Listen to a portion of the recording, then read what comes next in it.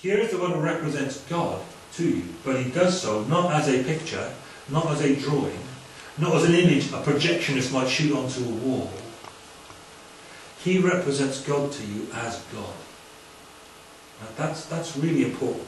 People talk about Jesus just being the image of God, or just being the firstborn over creation and so on, and they fail to recognise what the following context then says. It says he is God. It says he is God showing to you God, the Creator God. The firstborn over all creation, for by him all things were created. What do you make of that? Who made it then? There's only one way to go with this. Jesus made it. When it says he's the firstborn, it can't be saying that he's a created being, because he's the God who creates. He's not just a picture on a wall demonstrating what God might be like. He is God, showing you authentically, reliably, what God is like, because he is God himself, although his glory is veiled. He is created before all things, and in him all things hold together. And he's the head of the body, the church. He's the beginning and firstborn from among the dead, so that in everything he might have the supremacy. Get that firstborn twice? He's firstborn over all creation. He's firstborn over new creation, the church. Did you get that? Shall I say it again? He's the firstborn over creation. We'll see what that means. How God, who is God, the Creator God, can be the firstborn over creation, the creation we have here. But he's also God over the new creation, the old creation and the new creation. He stands in that relationship to both, the relationship to the firstborn. But he's the God who creates.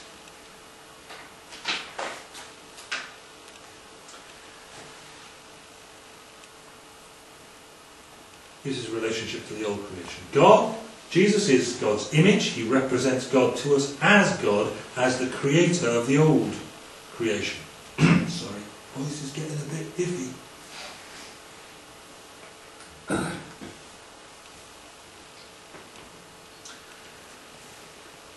If image emphasises Christ's relationship to God, firstborn emphasises his relationship to creation. So let's jump straight in. Say the context makes it plain. He is not to be thought of as the first arising created being. Because that title firstborn is explained by what follows. There's a word there, hoti, for. It emphasises the point that he is the one who brought the whole of creation into being. His title as firstborn is explained in terms of being the creator, not being the creation. So, that word firstborn. If you go through the Septuagint, which is the Greek translation of the Hebrew Old Testament, would you like a job like that, translating the Hebrew Old Testament into Greek? Oh, that would be my worst nightmare. But somebody did it, or a group of guys did it, and they came up with this translation. And that word, prototokos, is a word that really comes into prominence, again, in that translation. That word firstborn there was frequently used, O'Brien says, to denote one who has a special place in the Father's love. So the whole thing about firstborn is not primarily a chronological reference in time or genetics. You've got to bear in mind you've got these Greek households, okay, where, you know, rich person would have a household. And in that he'd have a lot of slaves, and they might just take one of those slaves and make them a son. He wasn't a son, but he is a son because the law allows that he's taken and he's in that position. And he might become the favourite son. If he becomes the favourite son, then he is the prototokos. And we translate that firstborn having all these ideas of time and genetics and everything else. Do you see the point? So what you've actually got when that word firstborn is used is the preeminent one. Not the one who first was physically, genetically born as such. So the word is used to describe Israel, Exodus 4:22. And in Judaism, the Messianic king, as well as Israel, as well as the patriarchs, even the Torah in Judaism, is described as being in this preeminent position.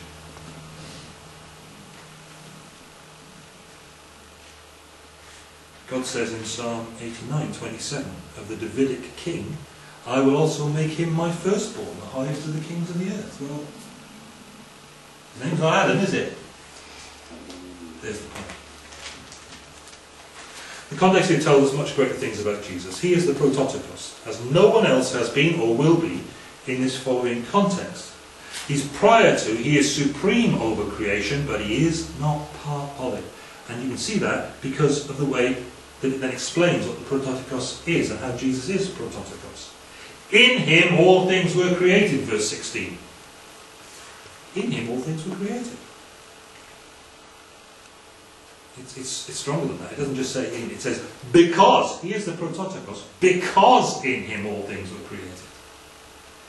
He is the preeminent one, because he's the one doing all the creating.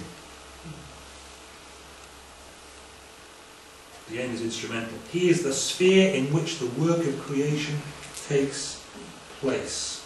Creation, the unique work of God the Creator, depends on Jesus who does it. It wasn't done independently of him. It was done by him. God the Son, God the Father, working on it and through it together, and their creation gave rise to everything. In him all things were created. That's Jesus.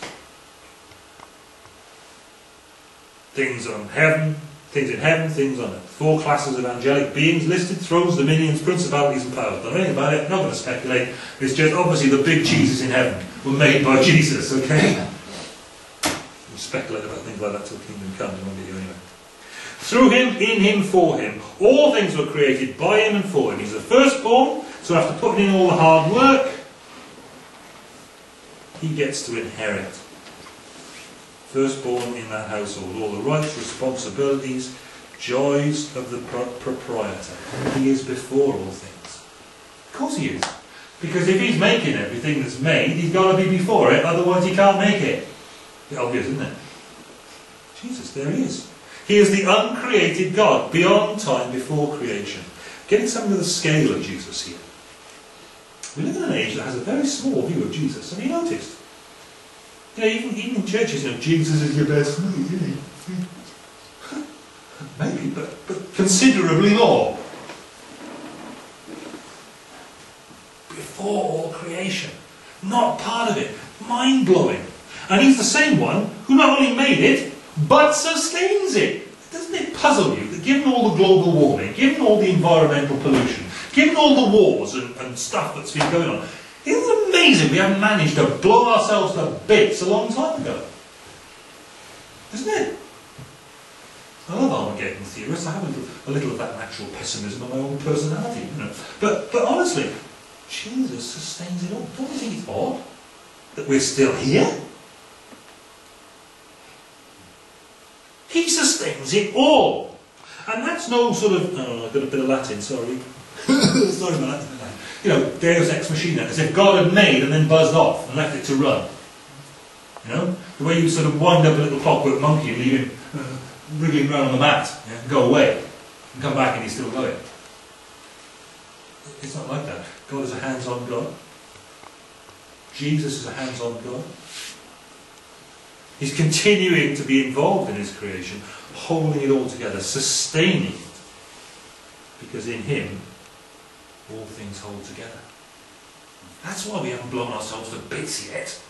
It's because there's a Jesus holding it all together. Amazing. You want to know what God's like? That's what he's like. And that's just in the old creation. That's just in the fallen world. He's the firstborn over the fallen creation, but also he is the firstborn over the head of the body of the church, beginning firstborn from among the dead, so that in everything he might have the supremacy. There's Jesus. That's who he is. That's what he's like. It's not just that he somehow created and sustains the mechanics of the old fallen creation. He's the head of the new start. He's working the new creation into being all around us all this time.